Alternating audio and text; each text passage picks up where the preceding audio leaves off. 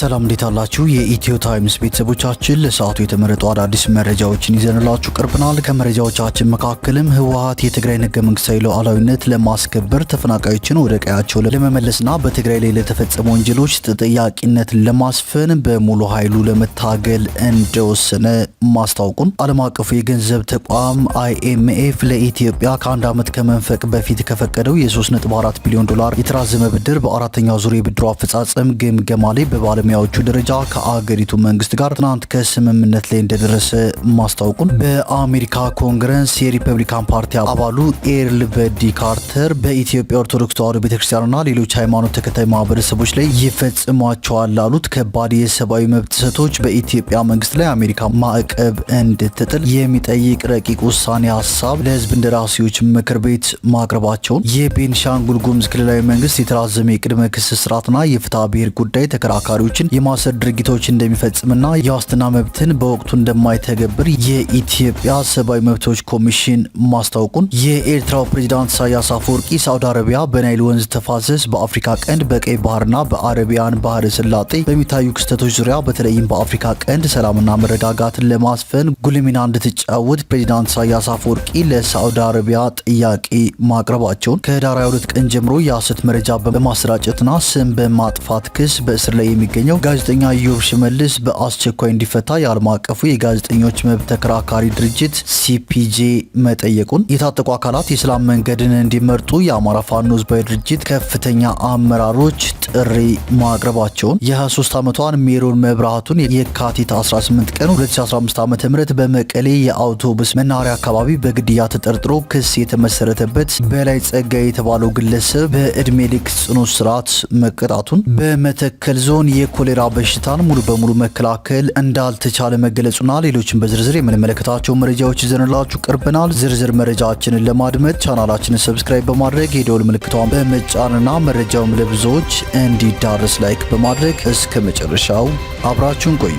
ደስ አላችሁ። የመጀመሪያ ዙር የማስታወቂያ ዋጋ ከ30% ቅናሽ ጋር በመሃል ፒያሳ አራዳና ወዳጅነት ፓርክ ፊት ለፊት ለሽያጭ ክፍት ሆነ። ከ15 ዓመት በላይ በዘርፉ ትልቅ ልምድ ያካበተው ሜሪት ፕሮፐርቲስ ቀድመው ለሚመዘገቡ ሰዎች ብቻ በተደረገ 30% ቅናሽ ባለ 1 መኝታ 10% ቅድመ ክፍያ 500 ሺህ ብር፣ ባለ 2 መኝታ በ10% ቅድመ ክፍያ 840 ሺህ ብር፣ ባለ 3 መኝታ 10% ቅድመ ክፍያ በ1.207 ሺህ ብር ከ40% የባንክ ብድር ጋር ማግኘት ይችላሉ። ምን ይሄ ብቻ! በልዩነት ለ20 ደንበኞቻችን ታላቅ ቅናሽ እና ለቤተሰብ አሊያም በቡድን ሆነው ለሚገዙ ደንበኞቻችን ልዩ የቤተሰብ ቅናሽ አቅርበናል። ፈጥነው ይመዝገቡ፣ ከባለ 20ዎቹ አንዱ ይሁኑ። ታዲያ ምን ይጠብቃሉ?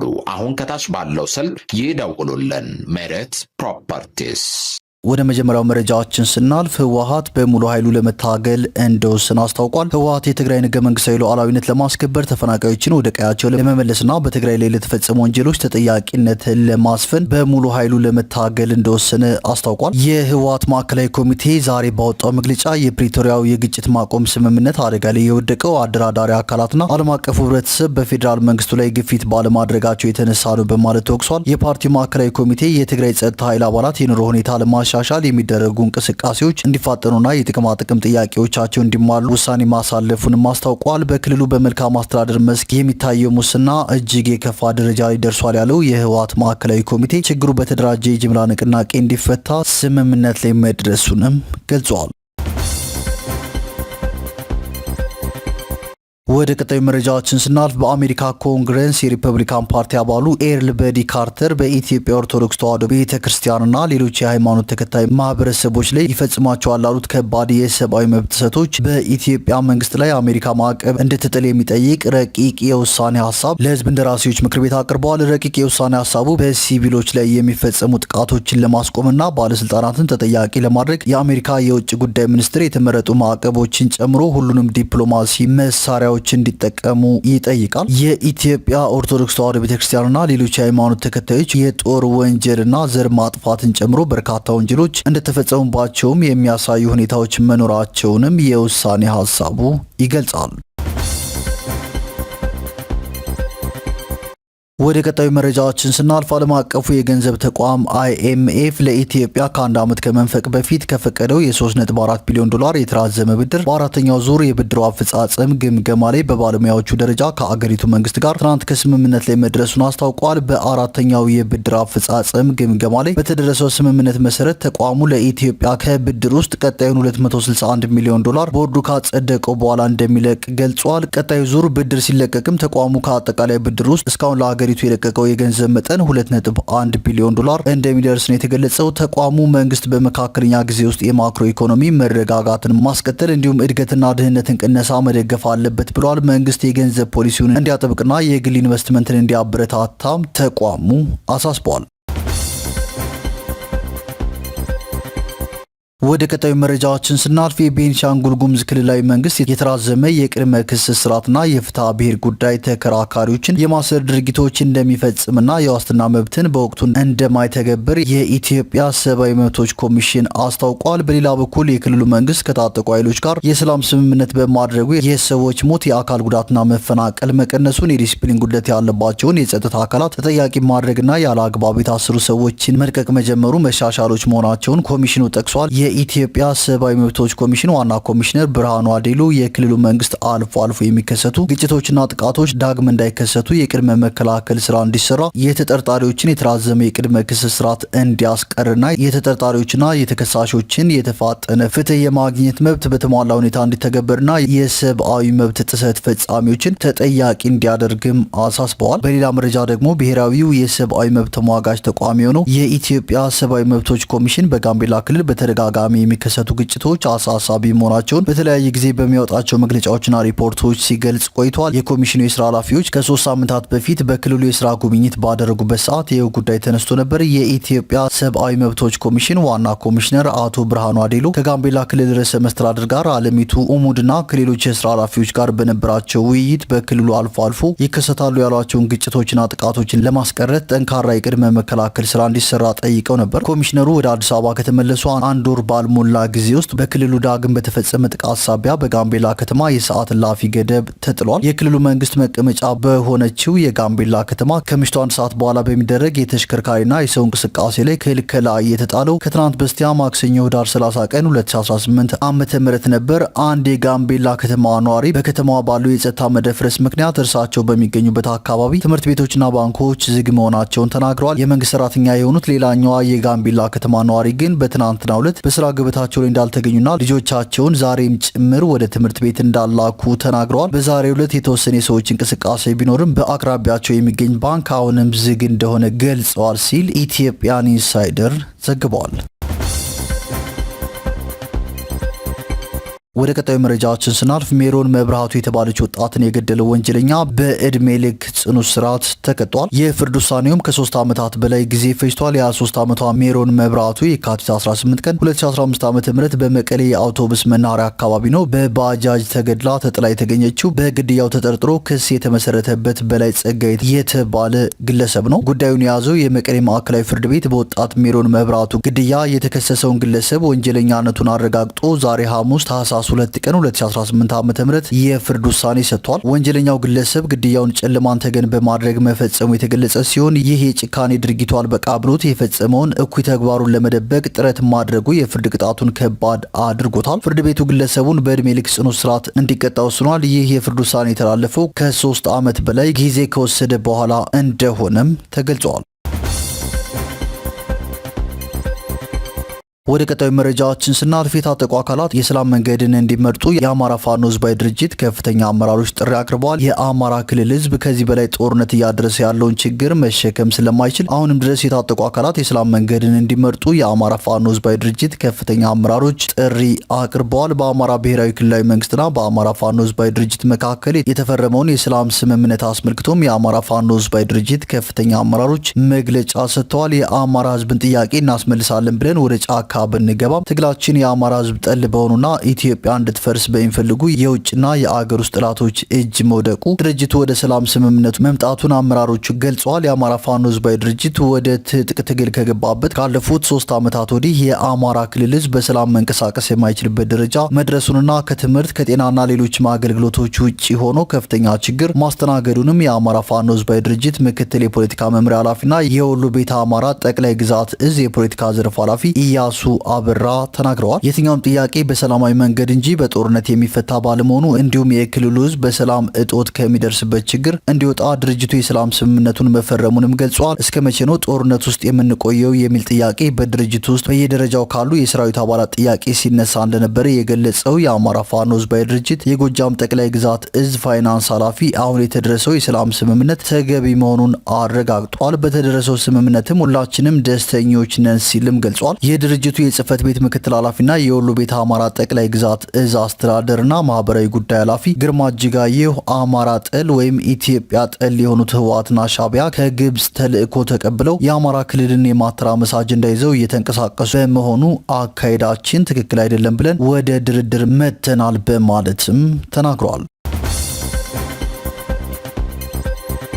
ወደ ቀጣዩ መረጃችን ስናልፍ ምስራቅ እዝ በጎጃም ዞኖች የሚያደርገውን ህግ የማስከበር ዘመቻ አጠናክሮ በመቀጠል 200 ጽንፈኞችን ደምስሷል ሲል የኢፌዴሪ መከላከያ ሰራዊት በማህበራዊ ትስስር ገጹ አጋርቷል። ምስራቅ እዝ ከህዳር 18 እስከ ህዳር 30 ቀን 2018 ዓ.ም ባደረገው የተቀናጀ ስምሪት በባህር ዳር፣ በሰሜን ጎጃም፣ በአዊና በምዕራብ ጎጃም ወረዳዎችና ቀበሌዎች ተሰግስጎ የህዝብን ሰላም ሲያደፈርስ ሲዘርፍና ሲያወድም የነበረውን ኃይል የገባበት ገብቶ በመምታት ከፍተኛ ሰብአዊና ማቴሪያላዊ ጉዳት አድርሶ በታልን የተባለው የእዙ ሰራዊት ባደረገው ፈጣን ተነቃናቂና ስውር ኦፕሬሽን ከተደመሰሱት 200 በተጨማሪ 53 ጽንፈኞች ቆስለዋል፣ 41 ተማርከው ተይዘዋል፣ 19 እጃቸውን ሰጥተዋል፣ 37 ደግሞ በምህረት ገብተዋል ሲል የኢፌዴሪ መከላከያ ሰራዊት መልእክቱን በማህበራዊ ትስስር ገጹ አጋርተዋል።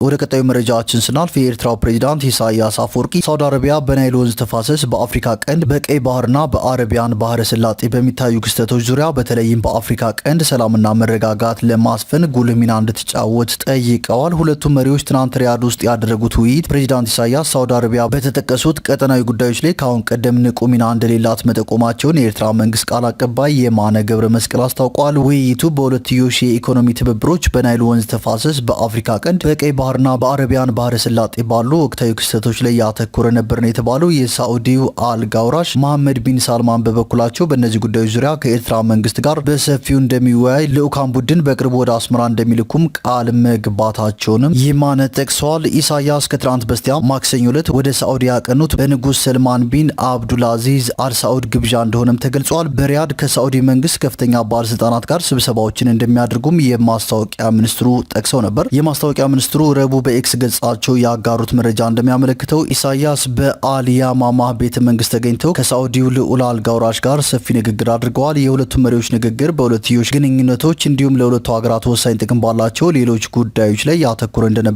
አመልክተዋል። ሞቅ ያለ እንደነበር የተገለጸው የሁለቱ መሪዎችን ውይይት ሀገራቱ ያላቸው ታሪካዊና ወንድማማቻዊ ግንኙነት የተነሳበት እንደነበርም ጠቅሰዋል። ሁለቱ ሀገራት ኢኮኖሚያዊ ትብብሮች ላይ ያላቸውን የሁለትዮሽ ግንኙነት ለማስፋት ያላቸው ተስፋና እድል ላይም ያተኮረ እንደነበር ተገልጿል። ፕሬዚዳንት ኢሳያስና ልዑል አልጋውራሽ መሐመድ ቀጠናዊ ጉዳዮችን በተመለከተ ያደረጉት ውይይት ወቅታዊ ሁኔታዎችን በተመለከተ ምልከታ መለዋወጥ ላይ ያጠነጠነ እንደነበርም የማነ በልጥፋቸው አስረድተዋል። ቀጠናዊ ጉዳዮች ተብለው የተጠቀሱት የአባይ ተፋሰስ፣ የአፍሪካ ቀንድ፣ ቀይ ባህርና የአረቢያን ባህረ ሰላጤ ናቸው። የማስታወቂያ ሚኒስትሩ በልጥፋቸው ሁለቱ ወገኖች ሳውዲ አረቢያ በእነዚህ ሁሉ ቀጠናዊ ጉዳዮች ላይ ስለሚኖራት ተገቢ ሚና ተወያይተዋል ሲሉም ጽፈዋል። ፕሬዚዳንት ኢሳያስ ሳውዲ አረቢያ ከዚህ ቀደም በእነዚህ ጉዳዮች ላይ ንቁ ሚና እንዳልነበራትም አንስተዋል ነው የተባለው።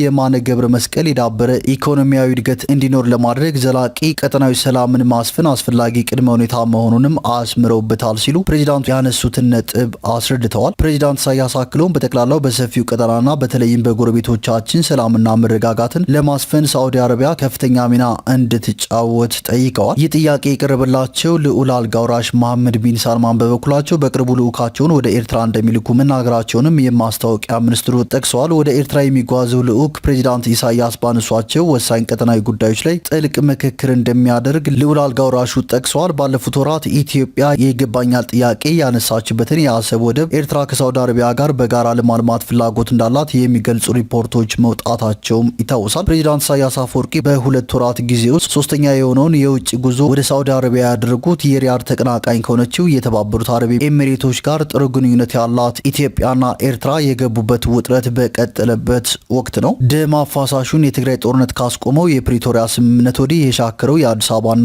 አስመራ ግንኙነት የጠቅላይ ሚኒስትር አብይ አህመድ መንግስት በቀይ ባህር ላይ የባህር በር ለማግኘት ያለውን ፍላጎት መግለጹን ተከትሎ ይበልጡኑ ውጥረት ውስጥ ገብቷል። የባህር በር ለኢትዮጵያ የህልውና ጉዳይ መሆኑን የሚገልጹት ጠቅላይ ሚኒስትር አብይ በቀይ ባህር ላይ የተፈጸመው ስህተት እንደሚታረም መናገራቸውም ይታወሳል። የውጭ ጉዳይ ሚኒስትር ዶክተር ጌዲዮን ጢሞቴዎስ በበኩላቸው የአሰብ ወደብ በኢትዮጵያ መንግስት በዋነኝነት ቅድሚያ የሚሰጠው ጉዳይ እንደሆነ ባለፈው ዳር ላይ በተዘጋጀ አንድ መድረክ ላይ ገልጸዋል። የኢትዮጵያን ከባህር በር ጋር የተገናኘ እንቅስቃሴ እንደ ትንኮሳ እየገለጸች ያለችው ኤርትራ በበኩሏ ከአዲስ አበባ ጋር ግንኙነታቸው ከተሻከረና ከተቀዛቀዘ አካላት ጋር ያላትን ትስስር አጠናክራለች። ፕሬዚዳንት ኢሳያስ ባለፈው ዓመት መጋቢት ላይ ወደ ግብጽ በተጓዙበት ሰዓት ቀይ ባህር ዳርቻ ተጎራባች ያልሆኑ ሀገራት በውሃ አካሉ ደህንነትና አስተዳደር ላይ መሳተፍ እንደሌለባቸው መስማማታቸው ተገልጾ ነበር። የጅቡቲና ሶማሊያ ባለስልጣናት ወደ ግብጽ በተጓዙበት ወቅትም ተመሳሳይ አቋም ተንጸባርቆ እንደነበር አይዘነጋም። ወደ ቀጣዩ መረጃችን ስናልፍ በመተከል ዞን የኮሌራ በሽታን ሙሉ በሙሉ መከላከል እንዳልተቻለ ተገልጿል። የበሽታው ወረርሽኝ በተከሰተበት ወረዳ ላይ ለመቆጣጠር ባለመቻሉም ወደ ሌሎቹ ወረዳዎች እየተዛመተ በመሆኑ ከምንጊዜም በላይ የሁሉም ባለድርሻ አካላት ትብብር ያስፈልጋል ነው የተባለው። በመተከል ዞን ወረዳዎች የኮሌራ በሽታን የመከላከልና የመቆጣጠር ስራዎች እየተሰሩ ቢሆንም የበሽታውን ስርጭት ሙሉ በሙሉ መከላከል አለመቻሉን የመተከል ዞን ጤና መምሪያ አስታውቋል።